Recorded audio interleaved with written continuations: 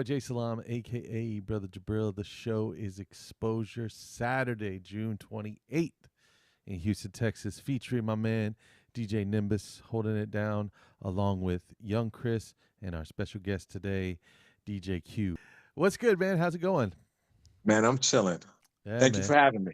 Oh yeah, it's our Appreciate pleasure for sure, man. It's we haven't really, I mean, although we've known each other for quite a long time, we've known of each other, I should say. We've never really gotten to know each other. So I think that people are going to get to witness us getting to know each other a little bit better, as well as, just talking about music in general, which I had to start this interview actually because we started on this path of like talking about tunes. And I was like, man, I really feel like the audience is missing out on this. But why don't you tell us a little bit about yourself, where you're from, and then, of course, obviously you love house music, but are you into anything else besides house music? it. Okay. Well, to start off, my name is Q Davidson. I'm from Milwaukee, Wisconsin, born and raised. I lived a little bit all over, everywhere from Russia to France to different parts in the United States. I started DJing at 17 in Milwaukee. Um, what else was cool to know? Man, as far as music goes, I'm pretty well rounded. Milwaukee is a big rock and roll city, and where growing up at the time I did, it's very segregated. So you end up hearing what white culture likes versus what black culture likes because we only had one radio station growing up called WNOV, and that was all the black music on there. And FM was primarily like focused towards white music, but we were pretty open minded as kids. We listened to everything. My family introduced me to all kinds of music. You know? Yeah. So, What's your favorite rock band right now?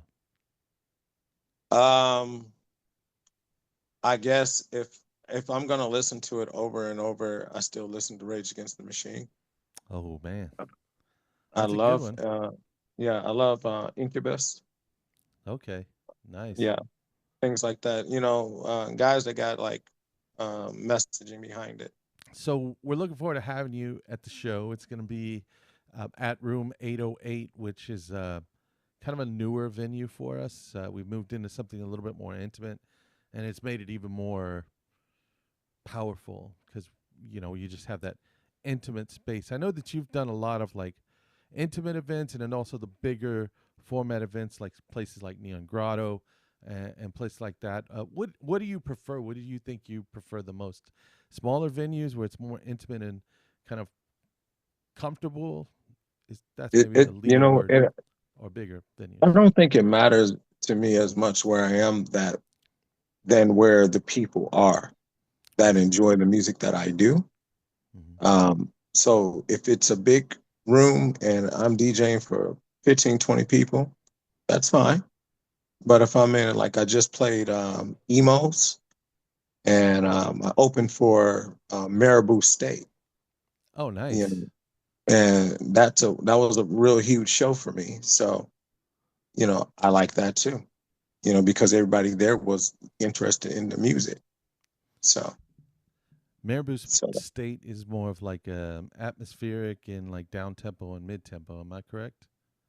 yeah, I mean, they're kind of it's live music, with like electronic influence, but they're not exactly house or exactly, you know, I wouldn't, I would just say they're more like live music with electronic influences. I wouldn't Right. kind of really pigeonhole them in to any one particular uh, genre because the music, is so fluid, you know. Uh, so yeah, they have live drumming, and a drummer can, you know, obviously time signatures can change, from Right. a bossa nova groove to a house groove to jazz or blues chord standards and things like that. They're constantly changing, so I Right. wouldn't pigeonhole them in that sense. But you know, I I was just excited to have an opportunity to open for them and play and like we was talking earlier, I definitely played some soulful stuff. I played the Big Lavender, uh, his last release from Bandcamp. I played that bad boy. Yeah. I played some Cold Flow. I definitely gave them what soulful and deep house should be versus what people think it is in Austin. So I give them the realness. Nice. So I guess that neatly segues us into how you came into house music. What was the influence? How did that happen for you? Um, there's two, I want to say, instrumental people that was in my life. In high school, I had a buddy named Vanjo, and he kept giving me house mixtapes. And I had a buddy named Nick Vega from out of Chicago that I used to work with, and he kept giving me mixes of Derek Carter and other house artists. And between those two of giving me house music, and then in college I met Chip and Acid Man Al. And Acid Man Al took me around and just said, you know what? We're just going to expose you to everything there is to house, from gramophone records to meeting Mozzie to I met DJ Psycho Bitch at Cairo's. I went to go see Derek Carter um, down in Chicago at a rave. And believe it or not, I was only 17 doing all of it. I would believe it. Yeah, I was having the time of my life. And thanks to, all those people, I got a great exposure to the Chicago house scene and what it's supposed to sound like. And I was there, in the beginnings of the peak of it back in '94. So that was a great time for me. Were you much of a South Side Chicago guy as well, or did you Well, more like? well, yeah, because of my style of house music that I do spin, I found my avenue, and I realized that being deep and soulful will give me more opportunities to play. So I got a chance to spin with like Jeff Cravens, um, G Mo's, open for Gene Hunt, Gene Ferris. Um, a lot of the guys from Chicago came up to Milwaukee, and because I'm really good at playing deep, and back in the day, you have to know your place. Like if you're the opener, be the opener. Right. you know. So, and I was pretty good at just staying in my lane and being an opener. So it allowed me more opportunities to play with some of those bigger guys. Nice. Yeah. Yeah. I still haven't learned that lesson yet, man. I don't think it's like that. It's just the opener needs to like at the time frame I came up. If you was an opener, you just kind of did that because yes, people came to see you, but they really came to see the headliner. So it's just that fine balance Yeah. of getting people in the mood and ready for what the headliner is going to do and setting them up. You're kind of like like you're passing the baton, and and here comes Hussein Bolt. You know what I mean? Usain Oh Bolt is yeah. about to, You're you're an just playing integral part support of the for the team. Usain Bolts. Correct. And that's pretty much how the openers were. I know it's different down here in Texas. Since I live down here, I know a lot of people, and I've heard people play at 125 BPM at 9 o'clock. Texas is different, man.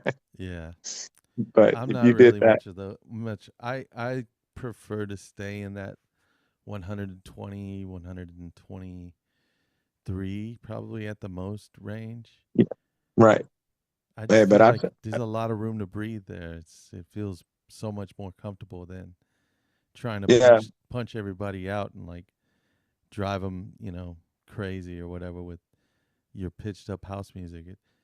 uh, Once guys start getting up in the 28, 30, I'm like, what are we even doing? Why don't you just play progressive or like something that's a little oh bit wow. more meant to be played that fast?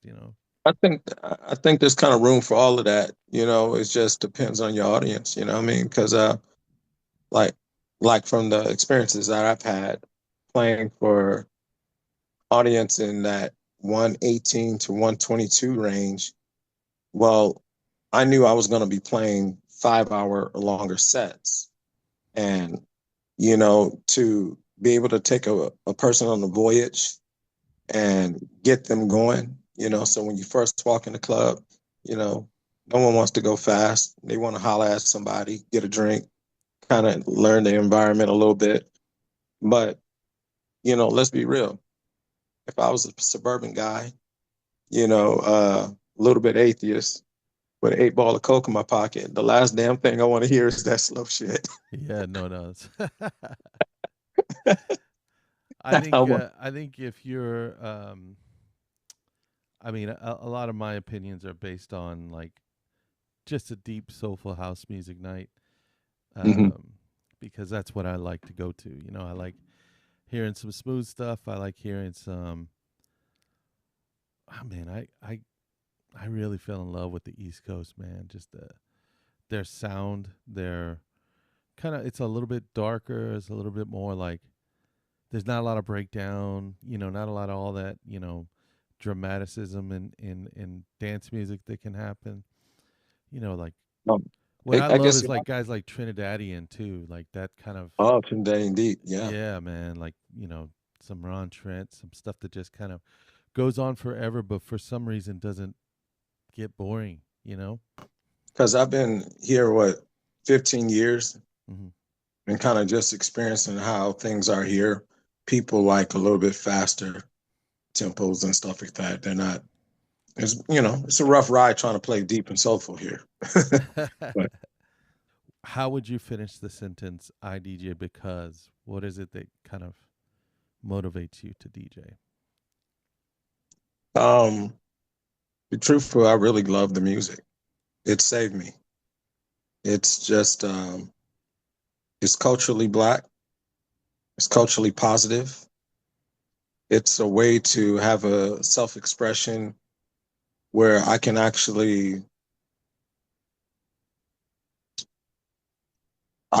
hear God in the music, Hmm. and I can express that godly positivity to other people through the music if they would listen. That black love that's permeated within deep soulful house music.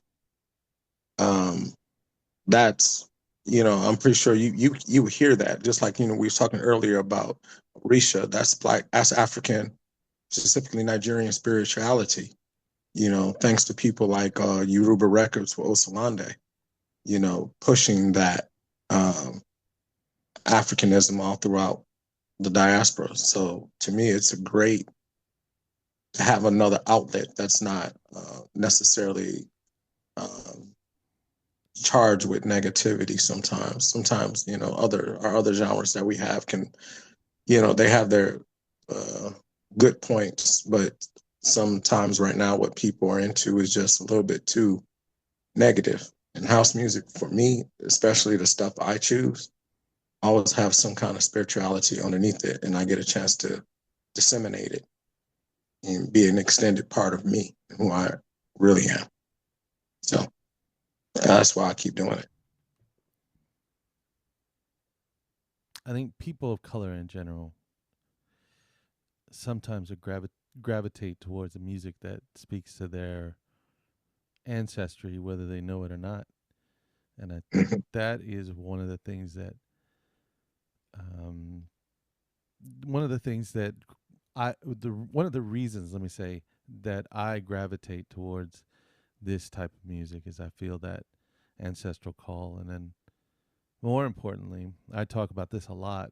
It gave me a voice.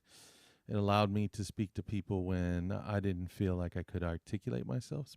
One of the reasons why I do this is not just because I'm trying to provide something to the community, but also to challenge myself and find something else that I can do to be of service to our community and spread the word, right? So, Yeah, I mean, not just to try to be positive, in a way. I mean, that's the to me, it's just like you can spread positivity in so many ways, and in music. in general is just a great way to spread positivity. It's it's one of the only art forms in which I've seen growing up in my time frame, at least the first time I've ever seen black, white, Hispanic, gay, straight, all dancing together to one rhythm and having a good time, not arguing with each other. And when I saw that, I was like, that's all I want to do. All I want to do is be a part of an environment that has that type of positivity going on. And house music provides that. It definitely does. Yeah. Who would you say supported you the most through your musical career so far? Supported me the most. There's a lot of people in areas. Um, when I was in, I'll just talk about Milwaukee and then I just kind of hit up some people. So in Milwaukee, we have a crew called 120 BPMs or less. And it's a house crew consisting of Kleinbeck, Donger, and Lukewarm. These are all my DJ buddies, and Jessica. She goes by DJ Fortune. So all of those people in Milwaukee, and there's others. They kind of like, really was like, let's do it. Let's get after it. And the late Rock D from out of Milwaukee, Wisconsin, he just told me like never stop. Just never stop. And he hooked me up. He really inspired me to be a better DJ because I remember he told me, "Hey Q, uh, give me a mixtape," and I had to figure out how to make a mixtape. And after I gave him a great mix, he gave me my first Shure bag, and then Synergy gave me my first pair of needles, a pair of 35Cs. And so to get a Shure record bag and a pair of needles because you make the effort to put on a decent mix. And I don't know how good it was, but to me, that's the most inspiring thing for body older and more experienced to look at a young buck and be like, I'm gonna hook you up. And that was dope. When I was in France, it was Fred Osh and Brian.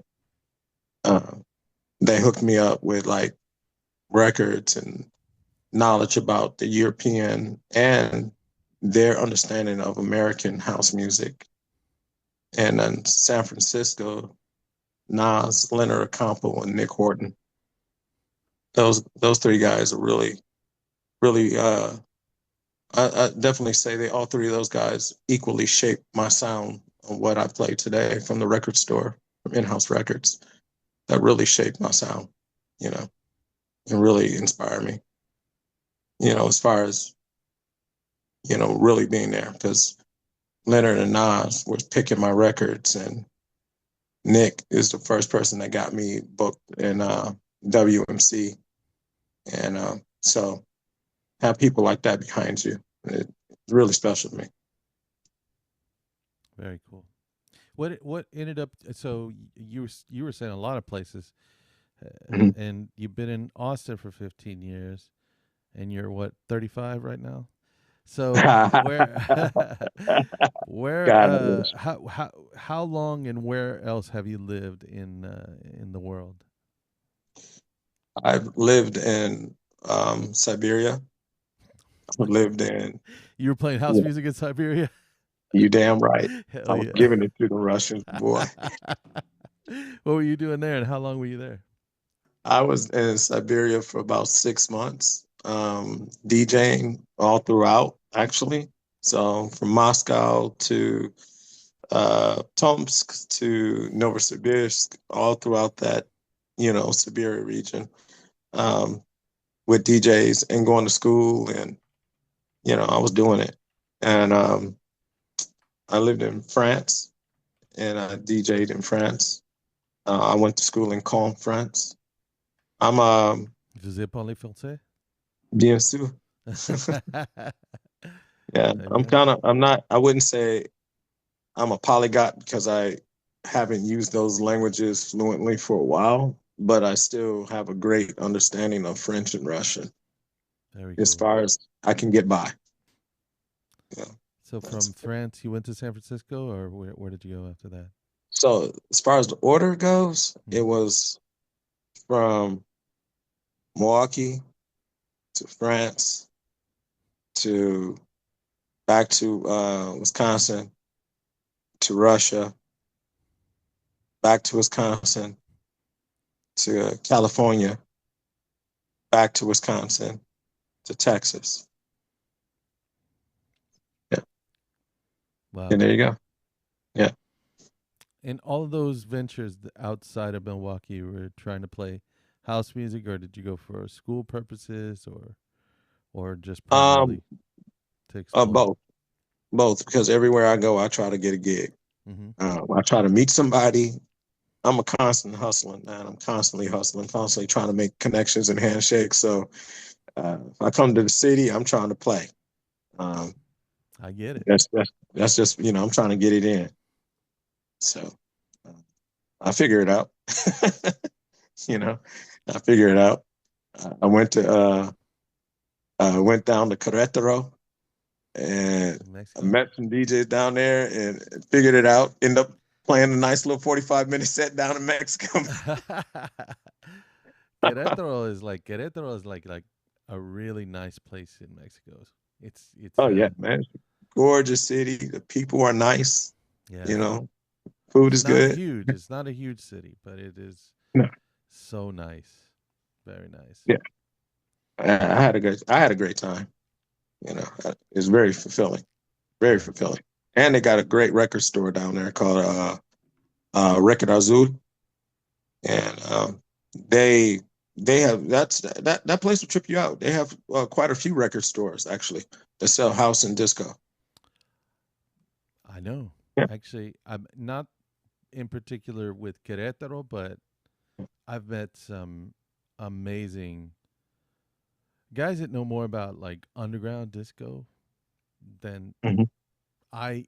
I mean, I thought I knew a lot about underground disco, and these guys know so much because there was this whole other market that's not even in our as Americans. It's not even in our view, right? Just like in France, there's a lot of French disco that you never heard. The only reason why you maybe heard any French disco was because of the French house music artists that were taking that French disco and kind of freaking it into house music, or guys like all the guys that were making Jack and House in Chicago, right?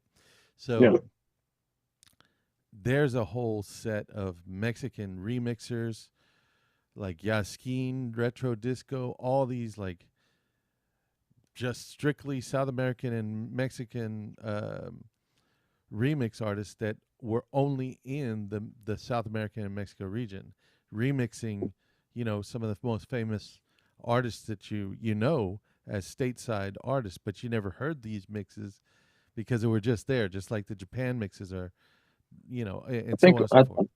I think what it is like a lot of especially a lot of the black music from Chicago and New York went down to everywhere else, and because they're more accepting of the music, it was able to spread. I mean, we do have great underground disco DJs that do that. You know Mark Gouchain No, I don't. from out of Chicago. So there's like Mark Gouchain out of Chicago. I just met was it Marky Cork, because we did a show with him. So there's a lot of these guys that will do that. It's just we're in Texas, man. It's just Yeah. people like what they like, but once you leave these our places, you know just like no one would think about Atlanta about as far as house, because they think about all the hip hop. What I mean, they think about the hip hop first, Yeah. but they forget that Atlanta got great house music. And Amazing house artists. Stan Zeff, right, Kai Alsay, Kemet, gosh, right, Salah, Alnance, uh, Applejack. I can't even like Stefan right, Ringer. Stefan Ringer, dude. yeah, Stefan Ringer is like one of those guys that's just, everybody thinks he's from Detroit yeah, just because of what what his sound is like, but he's just, you know, so this is these yeah, but yeah. I mean, Yeah. my point to getting all the way over this direction was simply that, like, it is interesting when you go to a place like Mexico and you find these like amazing albums, because like, I mean, unfortunately, when you got an American kind of lens on the rest of the world, you don't Hmm. really see that, like, unless you travel like you have or where I have. Unless you travel, you realize that this music reached other people in a different way and then manifested itself in some spectacular ways that we didn't even know until we got to those countries. When it comes to like music throughout the world, right? Hmm. It's primarily Black American music that reshaped the world's music, right? Yeah. So whether if you count UK, you have our soul music because they have their northern soul from Yeah, like the reggae Manchester too, area, though, but that's not. reggae. But then think about what the reggae artist was trying to emulate before it was called that. They was trying to emulate Black American music, Yeah, you know, and the guitar. yeah, and then you have the, you know, when you talk about drum and bass, when you talk about the Amon break, Yep, um, Andy right, brother. Yeah, right. So it's still, and then from James Brown's putting the drums forward, with Maceo Parker, and then creating from there coming Go Go, and then that whole funk sound coming from James Brown, and then it just expanded it keeps to going all the all the genres. way back to Ghana, even like high life music. Yeah, You get it all the yeah, way back to Africa. A lot of this, the tambores in all of the Caribbean, the drums, right? Those right, right, tambores come from the culture that was developed in Africa for right, music. right, right. The different obviously, when it comes to uh African slaves out of Cuba creating guaguancó, Yeah, mambo, rumba, that became salsa by way of Chicago, New York, and hmm Puerto Ricans from there, and bomba, bomba from out of plena. there. Yeah, Yeah, right. So you have all of these, primarily African American things that just have spread, and that everybody's kind of put their own little touches to make it, whereas they feel like it's their own, and it is their own, their own thing. But that's what I notice, and to me, so when I go to these different countries, it's like, yeah, I you know I don't know how people may think of it, but I just see black music everywhere. black music. Even It though is. they may say, "Oh no, this is ours." I just be looking at them like, "Nah, man. Even cumbia, even cumbias, Of even course, cumbias. cumbia. Of Yeah. course, cumbia. Hmm. Because one thing I noticed when I went to Mexico and I went to the Museum of Archaeology and everything like that. Yeah, You know what they didn't have? A drum. that's crazy. They didn't have. But you know what I noticed when I went to Cameroon? 10,000-year-old drums that they allow me to touch. Sure. I said, "This drum is from 10,000 years back." And he was like, "Yeah." I said, "Can I take a picture?" He's like, "No." And then he said, "But you can touch it, but you can't take a picture of it." And then he explained to me because it's a spirit. Yeah. And I went, "Wow." And then I noticed that's not that particular, those drums aren't everywhere. Yeah. So Africans have been spreading music to everyone in the world for tens of thousands of years. And so what, They've been spreading not only, sorry to interrupt you, but yeah, they've not only been spreading music but also spirituality in a way right, of interacting with the spirit world that is associated with drums. right, Tambor, the word tambor itself means drum, but it also, in certain regions in the Caribbean, refers to a spiritual practice that's associated with Yoruba. Yoruba, hmm, you know, or however is pronounced in South and Central America. I mean, that is African spiritualism that has survived this long and terrible history, through colonialism, through segregation, even in South and Central America, and being ostracized, everything, it still survived, Yeah. and it shows the resilience of the black spirit, the resilience of the spiritualism, and the strength of things that sometimes, like, that's why I get really spiritual with music, is because sometimes there are things in this life, in this world, instances, situations we get into that sometimes we just have no control over.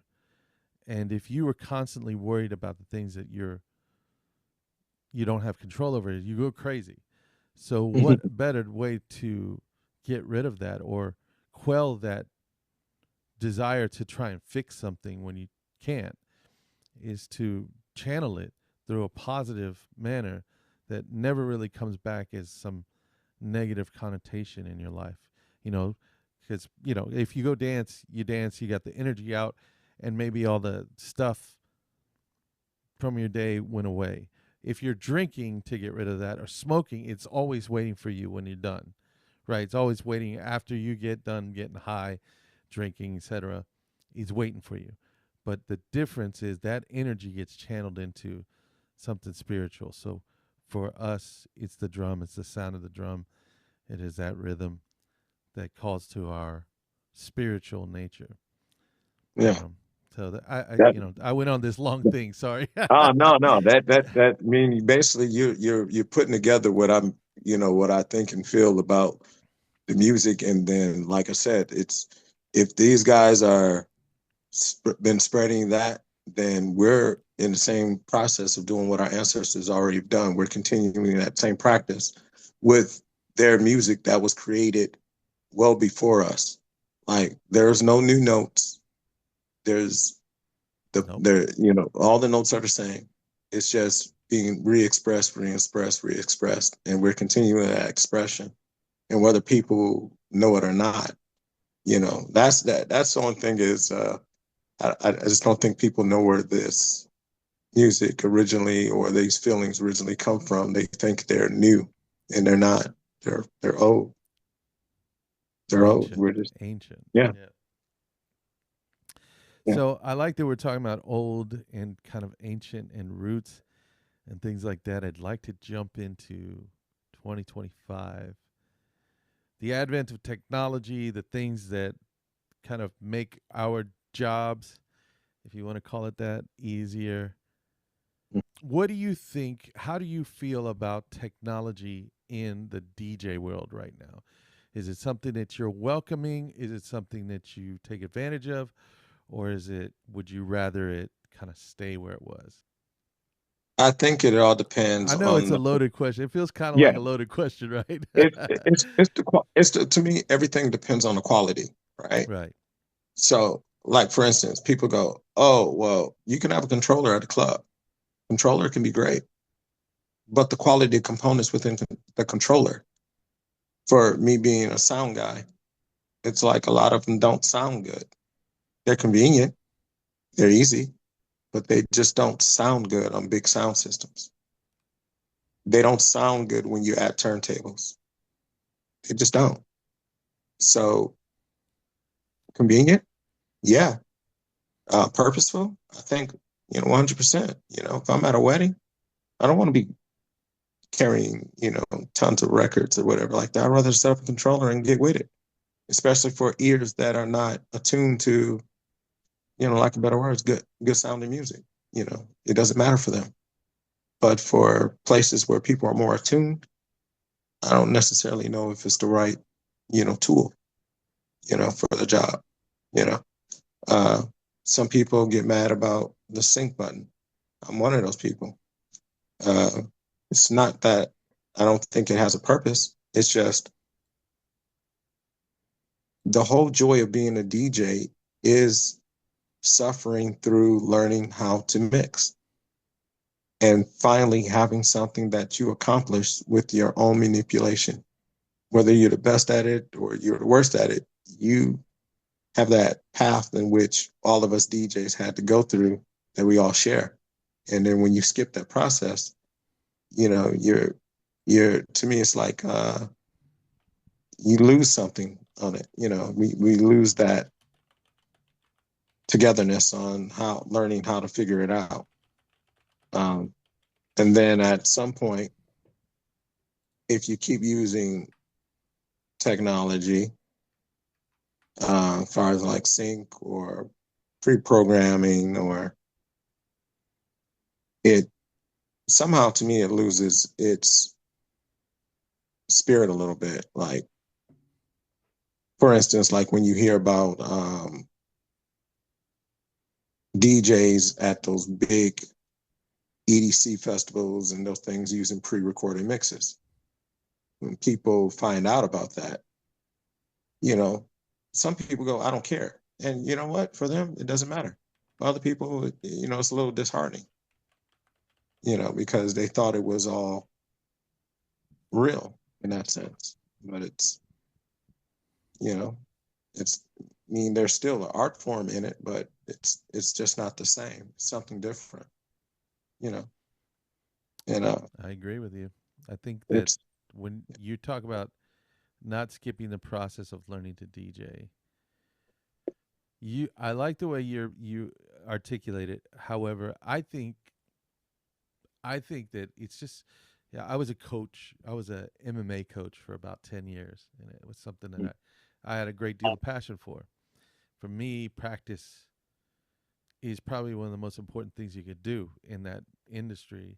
And I think that I practice because I'm not like some of you guys like that play week in and week out, 3, 4 days a week.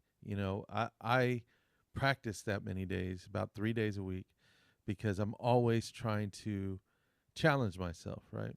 My thing is that the sync button eliminates the idea of practice. You shouldn't be great all the time. You should right. fuck up a mix. You should fuck up a blend. You should mix the two the wrong way. You should mix a song that may be in the same key, but their progression isn't 1 5 4. You know what I'm saying? It's like it may be something different. So it clashes, even though it might be in the same key. Do things that kind of challenge you to be more creative. If you're going to do a sync button, practice it the right way first, and then experience sucking, experience doing all that. The music, the way people develop their taste in music, it takes so long sometimes. Sometimes people are great sooner. Some people just have that mind for it, but like I do like the idea. Don't skip the process of learning to Yeah, DJ. I think when they skip that, and the fact is, um, they're not learning, like, they're not learning the music, like the history of the music, because they don't have to. Because if I want to be a DJ now, I can buy a controller. To get in as a DJ is economically cheap right now. Yeah. I don't have to learn how to mix because I can use a sync button. I don't have to learn progressions of building or telling a story or creating my own identity, because I can just go look at your playlist and I can just copy your playlist. And somebody will say, well, people can tell the difference. And I'm going, not really, because, unfortunately, us older people like myself never took the younger people maybe to the side and taught them the right way, or maybe the younger people didn't feel open enough to allow us to mentor them or teach us the history of the music. And then you also have a new generation of kids that were stuck in their bedrooms watching TikTok and YouTube DJs, right? And never even been to a club or to a party, never even danced. I mean, these guys are the new DJs and they can't dance. And I'm going, well, if you can't dance to your own music, how do you expect anyone else to dance to it? And then you've never DJ'd for an audience that does dances, so you don't even know what to play. But so everything is, all of these things are missing. And that's why I think some of the DJs coming up now are missing so many keys. I think they're interested. I think they love the music. Maybe they're not as passionate as maybe I would be, but that's okay. That comes over time, you know. But there's so many holes in it. And I think these technologies are just making the holes even bigger, you know. But everything progresses. So I'm not a Luddite in that sense. I mean, Right. everything progresses, you know. It took me a long time to go to CDJs. It took me a long time to use Serato because I came from vinyl. And I still use vinyl. And with a great mixing board, like I use Yeah, Alpha one of them Recording. alpha recordings. Yeah. Yeah. And I have a great sound system. And when you put those two things together with a lossless file as a record, or it sounds good. I mean, you can't tell me listening to a great lossless file on a sound system is way better sounding than an MP3. You know, it's just something to it. Can you Yeah. hear it on every sound system? No. Can you hear it on every track? No. But when you do, you know there's something missing. Right. So yes, I mean, great. You're able to compress a wave or a record down to MP3, but then there's something lost within the music. There's something that has to get stripping away from the record in order for it to become that song. In order for you to be able to play that quickly, you have to have skip steps. You have to not actually have all the knowledge. So sync buttons, using the actual waveforms to actually beat match, you lose something. You're constantly losing something in order to skip all those steps. And then I just think with all of it, you just don't become fully complete. But Yeah, I spent and a lot of time. I mean, obviously, since the CDJ was kind of the industry standard, I spent most of my time playing CDs, and then eventually moved into flash drives. I still have quite a bit of vinyl. That mhm, this is all just collection. It's not even really like for play. But I got a gig in Dallas to play vinyl, mhm, and so I went to my buddy Stan's house, and I was like, "Hey, man, let me borrow your turntable. Let me practice a little bit." Cause I don't know if I can still play vinyl. And man, I mean, I came up on vinyl, like pitch mixing, the whole thing. Like I, I learned how to play on vinyl by watching techno DJs get right. really quick at like locking in the locking in the beats and stuff because they did like multiple turntable things. But Well, it's you know of all the genres of electronic music, you and me chose what I consider the most complex oh yeah, of it all. I mean, because it's very complex. yeah, I mean, I it's mean, so if there were more bridges and changes, like a typical disco or funk song, or even a boogie song, like where the maybe not boogie, but where tempo can change, or a bridge can take you into a different key, all that stuff. Without all that, even house music is still a little bit more complicated than a lot of these. But my reason for saying that was that I wasn't sure if I was going to be able to play on it. I'd been so far departed from playing vinyl, and it was a bit like riding a bike, but I wouldn't even say a bike, maybe like a skateboard or something. You're like yeah. trying to get back into skateboarding. It's a little tricky at first, and you feel a little wobbly, but yeah, I mean, I do actually really miss playing vinyl. I think like I said, I think it all has its place. I mean, as far as the records go. I mean, you can't take records everywhere. So MP3s are great. You know, MP3s are great. You know, so like I said, when it comes to all the technology and things, I don't think there's no problem with any of it. I just don't.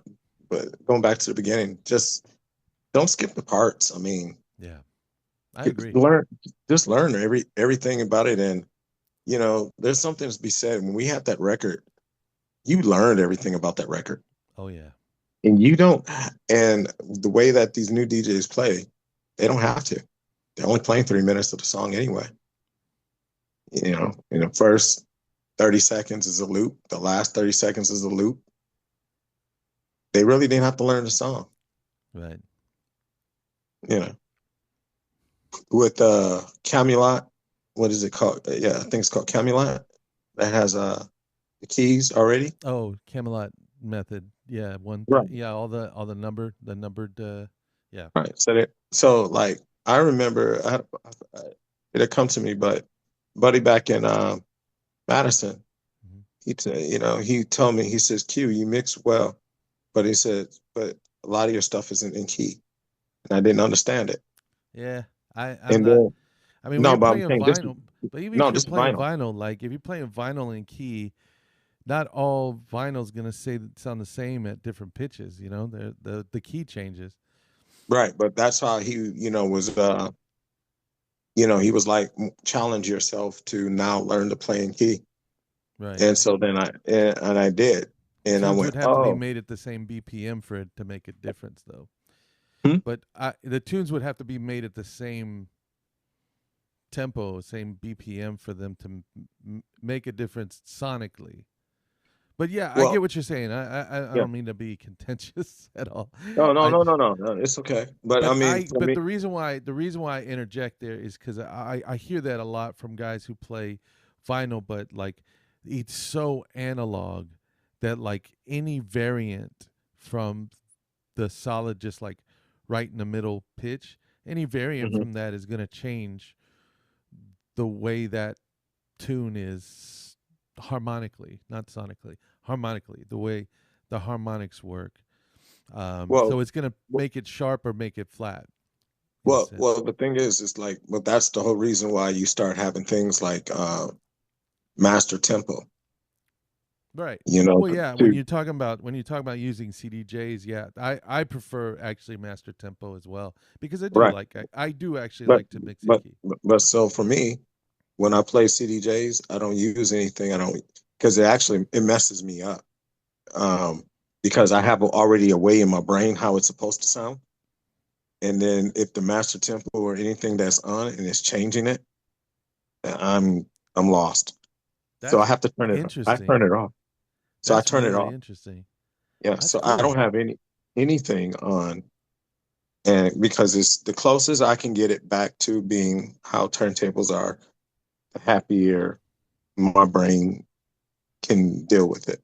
Yeah. If if I don't have it that way, it sounds so different, sounds so strange that like I just feel like when I'm mixing, somebody be like, "Oh, that was a great set," and now, but the whole time in my head, I'm going, "It just sounded off." You go through the same things that I do, but just in a different way. Mhm. And somebody told me one time, like somebody I value their opinion. They said, "Don't ruin anybody else's experience just because of your own selfish idea of like the way you sounded that night." And I'm not trying to chastise you at all. Oh no, It no, just reminds me of when somebody said, you're you the know, you're not the first to tell me this. yeah, like it was Yeah. like, because they were like, "Oh, you did a great job," and I'm like, "Really?" And they're like, "Yeah, yeah, you did a great. I mean, that's why I'm saying it." And I'm like, "Well, I don't know, man. And whatever the bullshit that went on my head at the time, I was like, I'm not really sure, man. I really didn't feel like and that's for me. That's like a big thing is to have a voice. So I say, I said to him, I really didn't feel like my voice was out there. And then he stopped me and he was like, dude, don't ruin the idea of like, yeah, I was completely taken by what you played and I loved it. You ended up cheapening it by saying, it wasn't really what I could do, or like not really. Well, it was being more actually more selfish in terms of me, I was being selfish about like, I don't care if you liked it, I didn't like it. You know what I'm saying? I But had on to. you, I had a homie tell me the same thing, and he was just like, because he goes, "What you hear, what the audience hear, is not even remotely close. They're not the same. So just let them enjoy what they enjoy. If they enjoyed it, they enjoyed it. You're right. You're 100% right. yeah, So sometimes, but that's what makes us good DJs because we are always constantly striving for that perfection. there's that part as well for sure. We're We're always constantly striving to striving, be better at what we do. and you're striving for it. I Yeah, mean, you're striving for it. I mean, you're just looking. It's that journey. yeah. It's that journey. That's why the sync button should go away. I love it.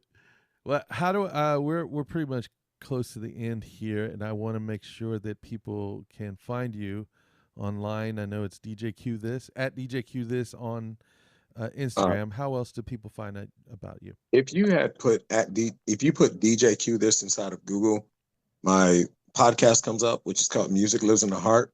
Hmm. I'm on Apple Podcast as Music Lives in the Heart Radio Podcast Show. Um, you can find me on YouTube at Q Davidson. I have a channel which I throw up mixes and clips and different things of that nature. Matter of fact, there's a clip of me, you, and Nimbus from Nimbus' old birthday party on Oh there. wow, Yeah. So I have that up there. So Q Davidson on YouTube, DJ that's the Q this, letter Q, not QUE, right? right? Just the letter Q. And yeah, and the DJ Q this is just it's just another moniker of mine. Yeah. I just go by Q Davidson, or because everyone knows me as Q, Okay. right? So it's just Q. But what happened was is I wanted to use that for uh for my email and stuff. So I said, well, it's gone, it's popular. So I said, hey DJ, cue this record. So DJ cue this, Oh, like got it. Nice. this record. Get this record ready. Yeah, See. yeah. So that's Nice. why I end up with that. Oh, I didn't even tell you, man. I didn't know. I used to play jazz on a radio station. Oh, nice. Like you Uh, you were playing like records and stuff. records, yeah. Yeah. So yeah, that was my. So I was it was 88.9 WLSU, yeah, FM, Wisconsin. Really? Uh, LSU. Okay, cool. Very dope. Nice. What was your did you have like were you like playing bebop and were you playing every genre of like jazz, or were you playing well, like a particular style like smooth the jazz or what happened was is the music director was cool enough with me to let me bring my own jazz collection in. And at the time, I was really big into acid jazz. Oh, So okay. like Exodus Quartet, Sure. um, people like Incognito. Mhm. Um, I loved Incognito. I have almost every album they've done. Um, a Groove Collective, things of that nature. And I was just getting after it. George Duke, you know, just getting after it, playing those type of things because they were so used to playing jazz standards. And I was just kind of like, I didn't understand jazz standards at the time. As I got older, I started to enjoy it more. Yeah. But when I was younger, I was just kind of like, no, I want to play Joe Sample because this is where, you know, uh, Pete Rock and CL Smooth took a Yep. track, when they had Donald Byrd, Spaces and Places. So I said, oh, then there was Charles Mingus was a jazz standard, but that was for DJ Premier for the when he did These Are Words on Manifest. Yeah. So I got I that wanted to, whole DJ Premier samples album. yeah. Like So I the wanted to yeah. play the jazz from that they was using from samples from hip hop and from house music, you know, because that Groove Collective, you had Louis Vega re-edit them. Yep. So I wanted to play those jazz things, and so the director was cool enough to let me play it. He says, as long as it's jazz, I don't care. That's a cool experience, man. So in your 28 years of life, you've done A lot. You've done a lot. Notice how I keep making you older. You went from 25, now you're 28. So, Yeah. Well, man, it's been great talking to you. I'm looking forward to. Well, I'm not going to be there this time, but looking forward to hearing the report back. I think you're going to really love Room 808. We are using a controller. It's a very I nice know. controller. Um, it wouldn't be. I mean, Nimbus is very particular about things as well. So he's, we bring out sound reinforcement and everything. It's a lot of fun. The venue is just really. There's a lot of wood, and it's Oh, just, yeah, it's a warm room. It's made actually to be somewhat of a vinyl listening room. okay. But we turned it into a house club for a night, which is great. So we're looking forward to having you. Thanks for your time. And then, do you got any final words for the audience? No, cool. Any shout outs you want to give? Yeah. Moms, pops, No. the I like fam, I, kids. I'm gonna shout out Clinton Street Records out of Portland. Man, thanks for the hookup. Yeah. Clinton Street Records out of Portland. Got to put Yeah. that on the to go list. Oh yeah. Oh yeah. Awesome. They got the records. Nice. Very cool. Well, I look forward to seeing you, my friend, and thank you for your time, and we'll talk to you soon. All right, peace.